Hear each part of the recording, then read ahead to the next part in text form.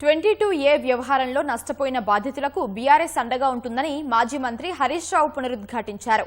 ప్రభుత్వం మెడలు వంచి ప్రజల ఆస్తులకు రక్షణగా ఉంటామని స్పష్టం చేశారు. 22A జాబితాలో 1 ఎకరా కూడా పెట్టలేదని 10 రోజుల క్రితం మంత్రి పొంగులేటి చెప్పారన్న హరీష్ ఇప్పుడు వచ్చి అధికారులు తప్పు చేశారని అంటున్నారని విమర్శించారు. నిషేధిత జాబితా గురించి 4 నెలల క్రితమే సీఎంకు చెప్పానని మంత్రి కోమటిరెడ్డి అన్నారని, అప్పుడే చెప్తే ముఖ్యమంత్రి ఎందుకు విచారణ జరిపించలేదని ప్రశ్నించారు. ఈ అంశంలో రేవంత్ రెడ్డికి సంబంధం లేకపోతే మంత్రి పొంగులేటిని వెంటనే బర్తరఫ్ చేయాలని హరీష్ రావు డిమాండ్ చేశారు. ప్రభుత్వం స్పందించకపోతే ముఖ్యమంత్రి ఇంటిని ముట్టడిస్తామని హెచ్చరించారు.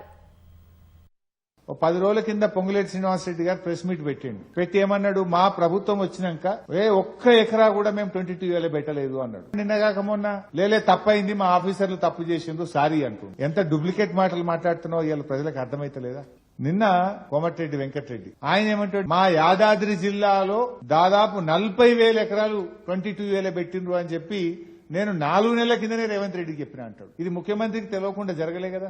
వెంటనే అదే రోజు ముఖ్యమంత్రి స్పందించుంటే, అదే రోజు రేవంత్ రెడ్డి విచారణకు ఆదేశించుంటే ఇదంతా జరుగునయ్యాల. రేవంత్ రెడ్డి నిజంగా నీకు సంబంధం లేకపోతే తక్షణమే పొంగులేటి శ్రీనివాసరెడ్డి బర్తరఫ్ చేసి మొత్తం ప్రాపర్టీలు మళ్ళీ యథావిధిగా తీసుకురా.